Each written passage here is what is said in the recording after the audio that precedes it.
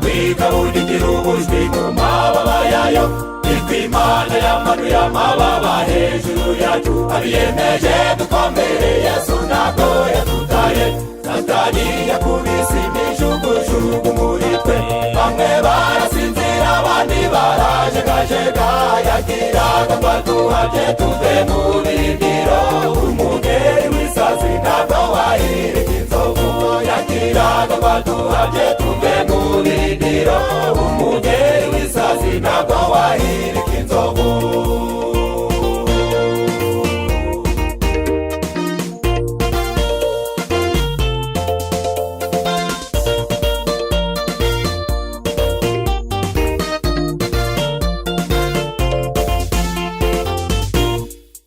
Satani yaduhahamuje ubugome n'ubukene, abenshi babura akazi abatezamo kwiganyira, aduteza ibyorezo maze aduca mu nsengero. Tumurwanya mu matsinda mu mazu y'abana b'Imana, dore abana b'Imana bagarutse n'umuriro, bahagaze mu mbaraga zo kwizera nk'urutambi. Satani akoresha agati mu ntozi, turajewe umugeri w'isazi ntabwo wahirika inzovu. Satani akoresha agati mu ntozi, turajewe umugeri w'isazi ntabwo wahirika inzovu.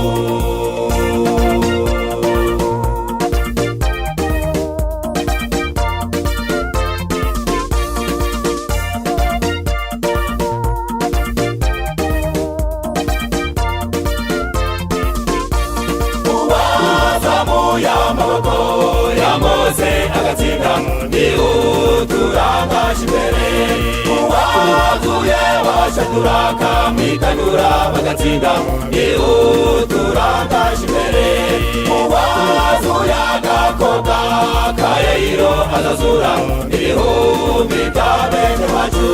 Muhumure ntabwo twaciye intege mu rugamba, Yesu yatongera imbaraga. Muhumure ntabwo twaciye intege mu rugamba, Yesu yatongera imbaraga.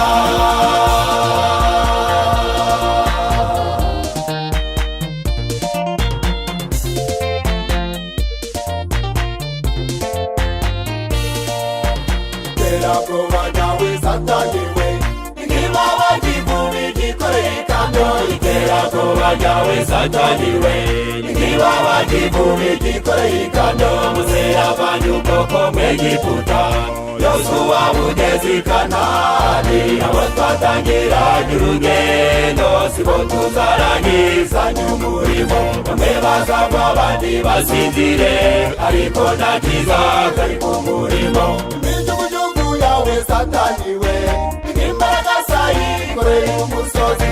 Imijugujugu yawe Satani we, imbaraga zayikoreye umusozi. Ngo wishe abandi ibihumbi, b'amamiliyoni ashima gitare. Ngo wishe abandi ibihumbi, b'amavi y'abandi arashima. Imana shima, Imana shima, waduhetse ku mugongo wawe, waduhetse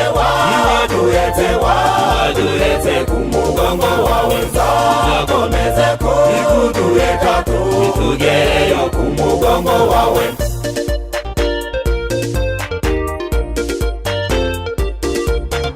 Mani utaduheka ku mugongo wawe, ntacyo twari dusumbye ibihumbi byapfuye.